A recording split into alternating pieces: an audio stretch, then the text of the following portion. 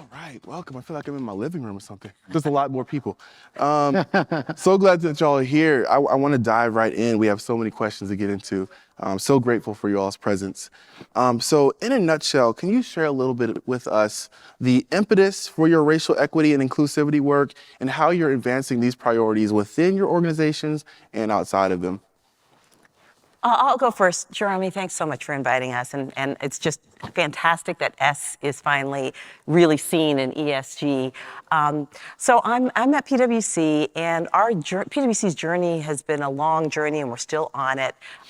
We've had a chief diversity officer or somebody in the C-suite relating to diversity for for over 20 years. But really, where we are now really sort of got an additional sort of push in 2016, 2017 when our then new CEO, Tim Ryan, really recognized, because of things that are going on externally, that corporate America really needs to start thinking about diversity and inclusion. So he pulled together a variety of different companies, and now there's actually over 2,000 of them, who have signed up to something called CEO Action for Diversity and Inclusion.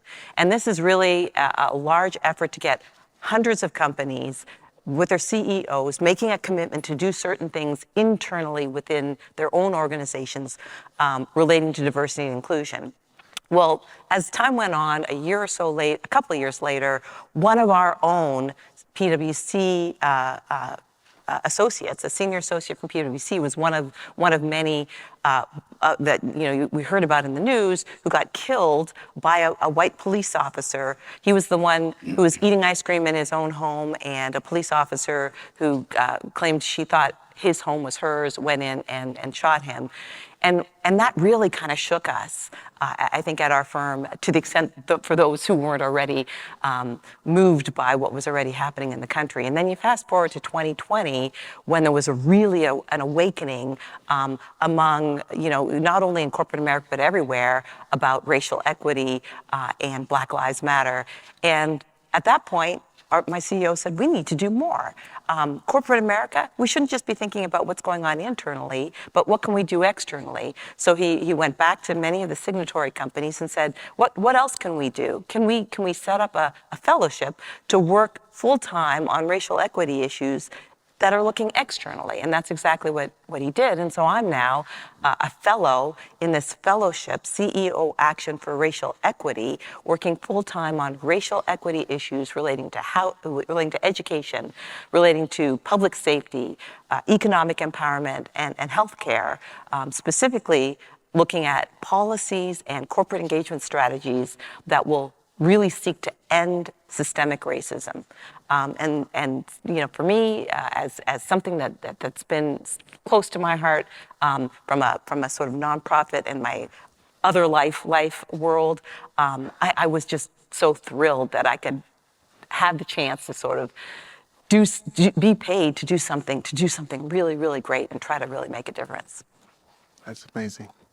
I'm so excited to be here with you, Kim, and also with you, Jarami. And I want to say that the CEO Action initiatives that started with diversity and inclusion and now racial equity are models for us at B-Lab and hopefully for many of you. B-Lab is a global movement. We certify companies on the highest and most comprehensive environmental, social, and governance standards. And our community of now growing greater than 4,500 companies are really what is advancing the work ahead. Our vision of the future is to create an inclusive, equitable, and regenerative economic system. And while we know that business practices are a big part of what change needs to happen, Hannah, who was just here from Allbirds, is a great example of that. Allbirds being a B Corp as well. They're modeling change, and they're also looking to us to create the roadmap for the future. I'm just coming into this role about 6 months, and it's been really interesting because having now met with about 300 of our B Corps in US and Canada, one thing is really clear. Yes, this racial reckoning has heightened awareness, And many business leaders are asking, how do we make progress?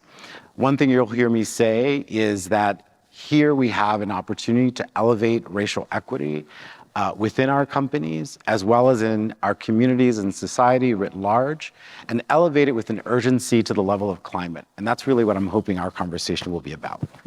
Absolutely. Thank you, you two, for laying the groundwork for us. I want to dive a little bit deeper in here about the multiplier effect that each of your organizations has had on the business community at large. If you don't mind, I'll just build and say that I've mentioned the 4,500 companies that are already B Corp. So in US and Canada, it's about 1,700 companies. And within and as part of our infrastructure, the way we kind of multiply our impact is in a couple ways. One, we're a convener, right? So a best practice that I'm hearing already as a theme is how we hold each other accountable. And a way to do that is to create peer-to-peer connection. So we have Be Locals that are a way for us to scale deeply best practices that are already coming up within the community. We also have networks. We try to bring business leaders who are working in similar functions to learn from each other. And there's more work to be done to try and break down silos as well.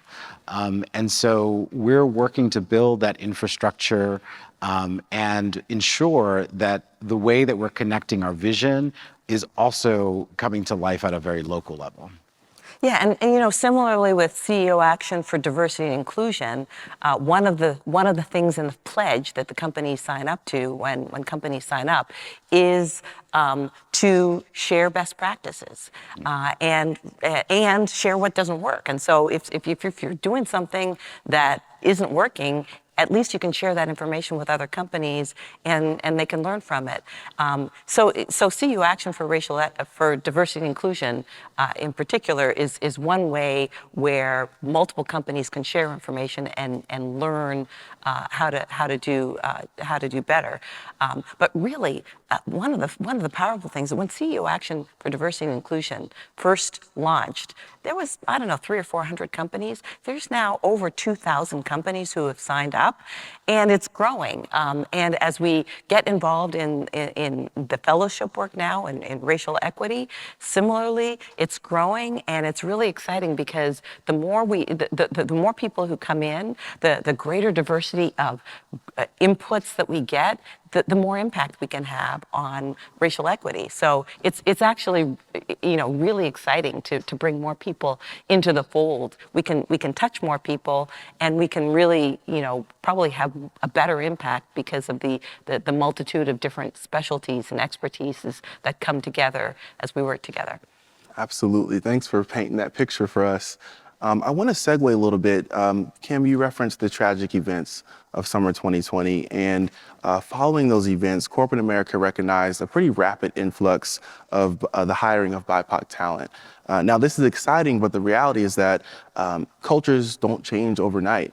And a lot of this newly hired talent could have been stepping into environments that weren't primed and poised for inclusivity. And so I want to ask each of you, starting with you, Kim, how do companies get beyond pledges and commitments to real action, really cultivating workplaces where we as BIPOC professionals can holistically thrive? Well, I think it's really important to get back to something that we were talking about just a few minutes ago, which is accountability. Because you can have a pledge and you can say you're going to do something, but unless you actually do it, it doesn't really mean a whole lot. And so, and then you got to go beyond just pledging and doing, to actually getting to the doing. And so I think it's really important for companies to really recognize how important it is to do this kind of work, not just because it's kind of a nice to have and it's a nice thing to do, but really it's actually really important. It helps companies, it helps you bring in the right people, it helps you bring in a much more diverse workforce. So, if one of the other things that CEO Action for Diversity and Inclusion has is, in the pledge, is having a conversation with your board. You're required to agree that you're going to have a conversation with your board about how you're holding yourself accountable and how what is your strategy for DEI. And I think it's really, really important for companies to think about how they're going to hold themselves accountable. And then getting on the action side, it's nice to say we're going to have conversations and we're going to do things internally, but it's also nice to actually sign up to physically participate. And again, I'm obviously somewhat biased being a fellow, but we're writing letters to Congress and we're saying, government, make a change here on things that really that can really make a difference from a racial equity perspective. And that's taking action, not just saying something. It's important to say something, yes, but it's even more important to do something. Yes. I'll build on this theme of accountability. I think, this is true in the sustainability movement, how transparency does help to keep leaders and businesses accountable.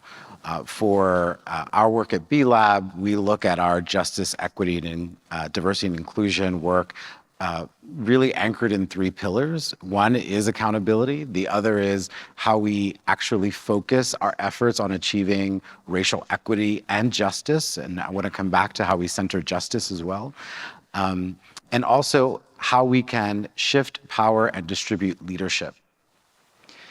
These are really important tenets to open up a conversation, right? Because commitments are fleeting. And we don't have the frameworks to create what is required to hold companies accountable for how we make progress.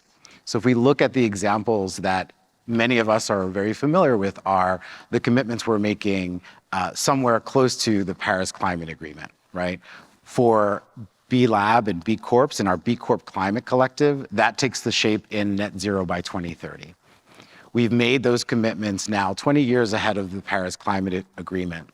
And we are asking ourselves, how are we going to get there, right? That's another conversation that I hear happening today. The same is true for us in the racial equity front.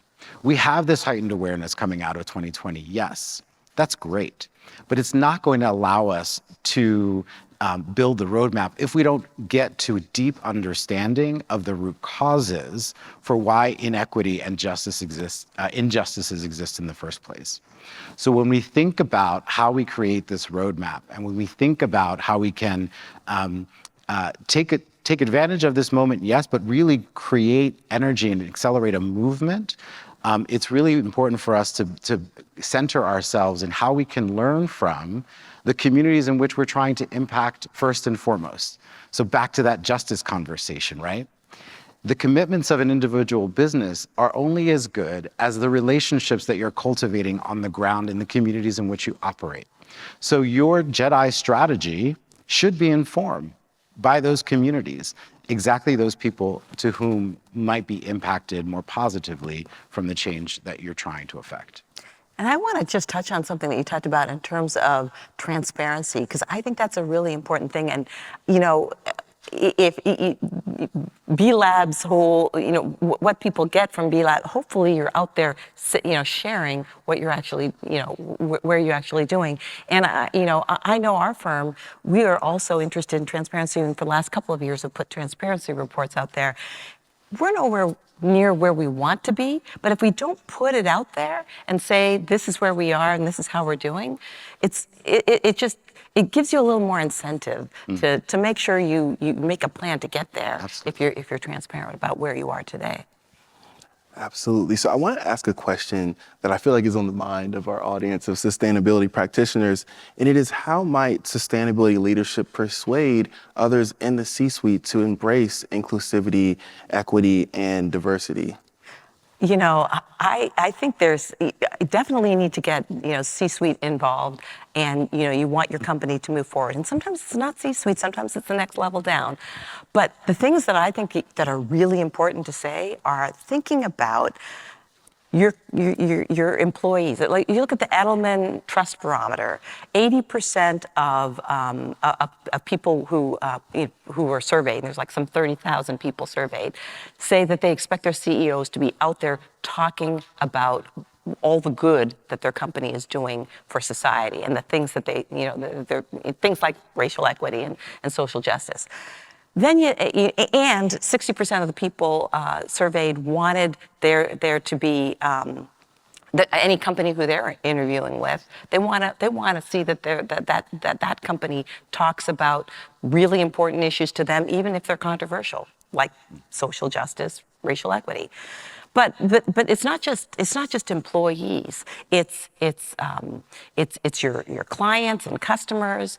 It's it's your investors. It's even your regulators. SEC is even talking about. Everybody now is caring about it. So you have to say to yourself, do I want to be a follower? It's coming. It's coming whether you like it or not. Do I want to be a follower, or do we want to be a leader in this? And hopefully, I think any CEO wants to be a leader. And I really think now's the time to really take hold. It's coming. We all see it coming, and we all have opportunities to get in front of it. So I think that's what we need to be telling our C-suite and our leaders, to the extent that they're not already on board. I agree. I want to underscore something you just said about, it's coming, and look at what's happening with the SEC, right? Where disclosures, both on the equity front and pay equity disclosures, as well as climate disclosures, right? And so we are seeing as we have seen this trend of ESG growth in the last couple of years, also an awakening within the investor community of how these issues impact the bottom line, right? Because of the risk that comes with it. Now, I think your question, Jarami, also speaks to this question of what's the business case? And there's a lot of literature already out there. Kellogg famously has been publishing and updating its studies that show that GDP would very much grow in trillions of dollars if we were to, in fact, fix issues related to inequity, right? That's at the high level. I think the challenge for us as leaders within our own company is how we then draw that down to an individual level, right? How do we make the business case within our organization? And that's much harder, right? Because for some of the data that we're looking for, it may not exist, but we should look for where the data does exist and how we can continue to create and build a muscle for measuring the S in the ESG in better and more transformative ways that we can also share with others to learn from. And so we need more standards, frankly, in this space. And as a standards organization, we are working with PolicyLink, one of our partners of the Corporate Racial Equity Alliance. And there is an open source toolkit that we have called the CEO Blueprint for Racial Equity that you all could take to your CEOs and C-suite leaders to talk through what are the. Thank you. Yes. That must be PolicyLink in the house, or someone from CRA. But use this as a tool to open up a discussion and a conversation, because in a period where we lack the data, because we have gone through a period where, frankly, the environmental conversations and sustainability conversations have been more of a priority and have been more funded and invested behind to report on, but we lack the data on the other side. So why not reframe the conversation and use the tools like the Blueprint to open up that discussion? Absolutely. Jorge, Kim, I just want to say thank you all for being so generous with these insights. I can tell that this work is deeply meaningful to both of you, and couldn't let this moment pass without saying that. And it leads me to my final question, which is, why are you personally here doing this work, and what kind of legacy are you hoping to leave? First. Yeah, I mean, it's a tall question, and I've just Kim and I have had a couple of conversations now in the last day, and what we learned about each other is that we have been in this space for some time. We won't put the years to it, but that is both to help frame how long it has taken us to get to this point, but also to create some urgency and look for the fuel that's going to really accelerate this, not just the conversation, but the actions, right? That's what we're looking to do at B-Lab, is to move companies to action, to collective action, and giving them the tools to do so. So that's what's inspiring me, and I really do hope that we move more quickly on this front. Yeah, and I think I have a very similar sort of perspective. Slavery in this country lasted, 250, almost 250 years. And then it took another 100 years before we had a civil rights action that essentially tried to say that you can't really legally discriminate against people based on race, although there was still tons and tons and tons of stuff that still allowed it and still allows it today. I don't want to leave this earth without feeling like I've made a difference in changing that. And I really feel like in the work that I'm doing right now, I want us to see some measurable change. I don't want to say 2020 came and went and we all went, wow, we need to do something. Let's sign a pledge. Check, done, and then move on. I want to see some measurable change so that the social determinants of health your health outcomes don't depend on what your race is. So your educational outcomes don't depend on what your race is. So that your economic outcomes in this country don't depend on what your race is. I want to see some measurable, real change. And what I don't want to see is it taking another 100 years for that to happen. Amen.